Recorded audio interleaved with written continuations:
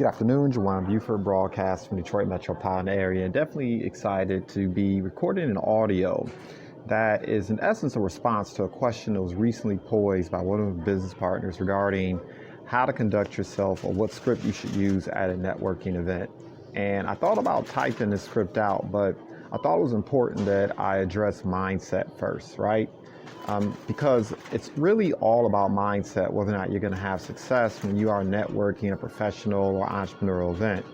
And one of the first things you need to understand is that you need to be different.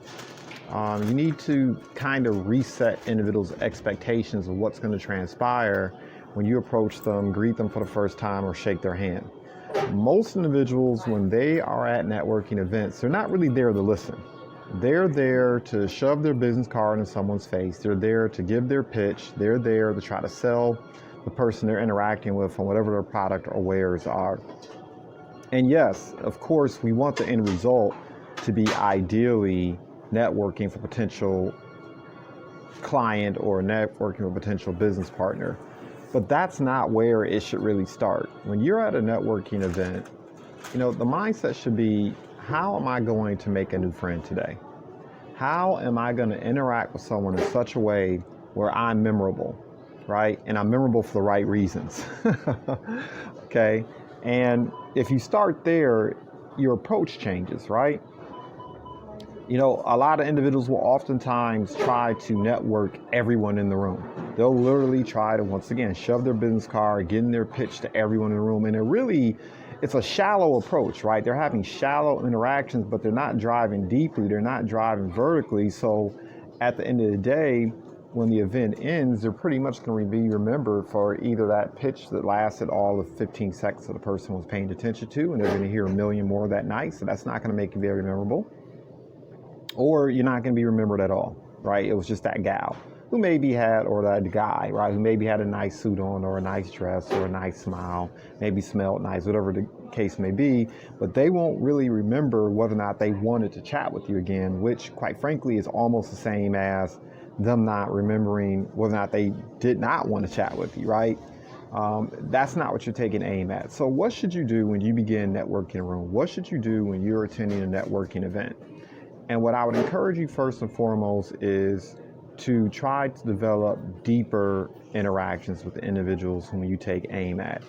And ideally what you want to do is you want to press pause for a moment, survey the room, and find out who the influencers are. Find out who are the individuals folks are gravitating to them. Find out who are the individuals in the room who are the social butterflies that are interacting and kind of determining what's transpiring on that stage that you're on at the time, right? Those are the individuals whom you typically want to take aim at. Doesn't mean you dismiss other individuals, but if you can, pay attention to where the gravitational pull is in the room. And when you approach these individuals, it shouldn't be shake their hand, hey, this is what I do for a living. It should be shake their hand, and it should go something like this. Look, my name is, let's say, Miss Tara Boykins. I'm glad for the opportunity to meet you. If you don't mind me inquiring, what brings you in today? Why are you here at this networking event? What did you hope to accomplish? Right? That's one of the questions I might ask, right? What brings you in today? What's your purpose? What's your intention for being here? What did you hope to accomplish? And let the person talk. People typically don't ask that question. And remember, at the end of the day, everyone's favorite topic is WIIFM. What's in it for me? People like to talk about themselves, particularly if they're entrepreneurs, right? Give them a chance to talk about themselves. Surprise them, right? Make yourself memorable. Be that person in the room that actually took the time to learn what a person is taking aim at, what their goals are, what their intentions are, what do they want to see happen for themselves, right? Another question that I would ask an individual is, look, talk to me a little bit. If you don't mind me inquiring, what do you do for a living? What's the nature of your business? Let them talk to you about that for a moment. Ask them, how did they get started?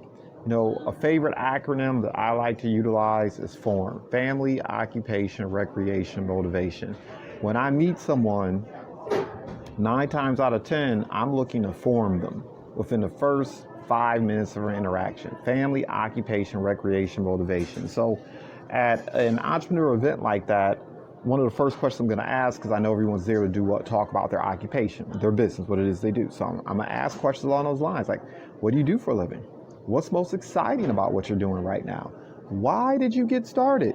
Right? That question of why did you start it, oftentimes it will lead into either their family, it will lead into their motivation, right? Most people start businesses because they want to take care of their families, or most people start businesses because they were motivated by something. Find out what that motivation is. Find out about their family if they're willing to divulge that information. Ask them, how many children? How long have you been married? You might not leave how many been married, but you get the point. But ask them about their family. Oh, great, that's fantastic. Ask them about their motivation. They say, well, this motivated me. The A, B, C, D happened. This is why I started. This is why I got my business started. Oh, fantastic.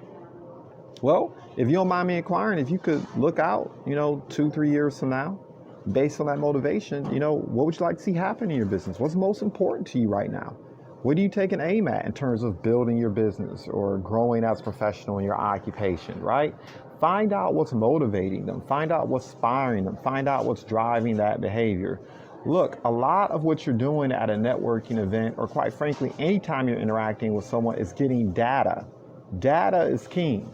The more you know about what a person wants, the more you know about what's motivating them, the more you know about what's driving them, the more you can actually position yourself in such a way where you become the person that can provide the solution. You can solve the problem. You can make their objective real, in the sense that you can fit yourself into that view, that vision they have for themselves, and be a person of value to them. That's what you're really taking aim at. When that networking event ends, if I have a choice between getting my business card or letting everyone know what my business endeavor is in terms of accessing 100 people, versus if I leave a networking event and 10 people like me, they know me, they trust me, they see me as a solution provider, they see me as someone of value, someone who is genuinely interested in them, I won. Because I know when I follow up that person, I'm going to get that appointment. I know when I follow up that person, they're going to be willing to give me 5-10 minutes of their time, right? For me to actually share what it is that I do for a living. And a funny thing will happen if you're asking questions, if you're collecting that data, right?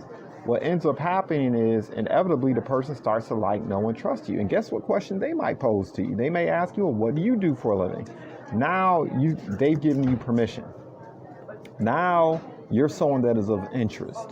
And now when you actually tell them what you do for a living, once you share your quote unquote pitch, they're going to be more inclined to listen, and they're going to be more inclined not only to listen, but digest and really reflect on the information you're sharing with them. And so this is the approach, this is the mindset you want to have when you are attending a networking event. You don't want to be so much the person that is interesting, you want to be interested. You want to be interested in the people that you're interacting with, so they'll like, know, and trust you, right? And so if a person asks me at that point, what is it that I do for a living? I might say, well, look, let me ask you a question. If you want to, now I'm going to share a little bit of the script, right? But I'll say, look, let me ask you a question. If you could pick up the phone and you had access to a network of over 7,000 business consultants and attorneys, and you could pick up the phone and they'd be available to you to answer questions, they'd be available to review contracts and documents, and of course you can't be Grand Theft Auto, but they'd show up to court and help you with your marketing. And let's say they provided all these different services for about $2 to $3 a day, depending on the size of your business. How often would you pick up the phone?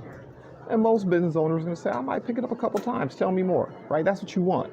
You don't want to give a full-on presentation. You don't want to be a walking billboard. People hate to be thrown up on and sold to. That's not the objective. You want to give them a little bit of a taste, right? Another way in which I might respond is I might say, well, look, what we do is we take business owners like you and see, and this is where the data is important, because you know what they do, you know what's motivating them, you know what some of the challenges are, you can position yourself accordingly, right? So, but let's say I didn't have a lot of data. So this would be my general response if someone asked me that. And I say, well, look, we take individuals like you, pay attention, don't be lazy in language here. We take people, individuals, business owners like you. You want it to be applicable to them. Remember, everyone's favorite station is WIIFM, what's in it for me? So we take entrepreneurs, business owners, professionals like you. And we wrap you around a network of over 7,000 business consultants all across the United States, Canada, and even the UK. And we basically pay our firms, we pay our partners upwards of $2 million per month to serve you. And what that basically means is you can pick up the phone. And if you have questions about taxes, you have questions about hiring and firing individuals, you pay yourself 1099 or W-2 or properly structure your business, whatever the case may be. If you need a non-circumvent or a non-compete to operate in a partnership agreement drawn up, and you have questions about how to utilize those documents, secure financing, or work with a private investor, or if you simply need to show up to court, as long as you're not Grand Theft Auto, right? Can't be out here thinking you should ignite, reincarnate, but because we're paying these firms $2 million per month, upwards of $2 million per month, they'll be willing to provide you these services. That's what we do in a nutshell. We basically provide big business resources for small business dollars. So as opposed to you having to pay $2 to $4 an hour or $2,000 retainer to have access to top-notch professionals to help you build and grow and protect your business, you can literally for about $2 to $3 a day, right? We'll provide you the access to these resources. And then I'm gonna press pause. Right? Once again, you don't want to be the talking billboard. You don't want to go to a social networking event and once again throw up on everyone and try to sell everyone everything that you have to offer. Your objective is to collect data on them, learn as much about them as possible, what motivates them, learn about why they got into business in the first place, learn about what it is they do for a living, find out what their aims are, right? Which is why I'll ask, one of the questions I ask repeatedly over and over again is, where do you see your business 3 years from now, right? When you ask someone that question, number one, it turns the conversation to more of a positive interaction. But number two, you get to hear about the things they want to accomplish with their business, but they may also divulge to you whatever challenges they're having or what issues they're being presented with. And once again, that gives you an opportunity to be a problem solver. So yeah, I mean, that's the script in a nutshell. I mean, if you want a shorter version, I might say, look, if you could pick up the phone, have access to a network of 7,000 business consultants and attorneys that we're paying upwards of $2 million a month to serve business owners like you, entrepreneurs like you, professionals like you, right? If you could pick up the phone and they would answer your questions, review your contracts and documents, even show up to court as long as you're not Grand Theft Auto, and you knew they would be available to you around the clock during regular business hours, and it only costs you about $2 to $3 a day, how often would you pick up the phone, right? So that's a short version of the script. But before you get to the script, understand your intention for being in a room in the first place. Your goal is not to be a salesperson. Your goal is not to run around harassing people with your business card and your videos and et cetera, et cetera, et cetera. Your goal is to develop a relationship. Your goal is to build vertically. Your goal is to be memorable. Your goal is for those people to like, know, and trust you. So when you follow up with that phone call, number one, you're not even gonna get their email or their phone number if they don't like, know, and trust you, right? So you wanna get their contact information. So when you follow up with that phone call, when you ask for an opportunity to present or set an appointment, they're receptive to you. So hopefully that helps you out. As always, excited to share valuable information that I know can help the team level up. Everyone have a fantastic day. Goodbye for now.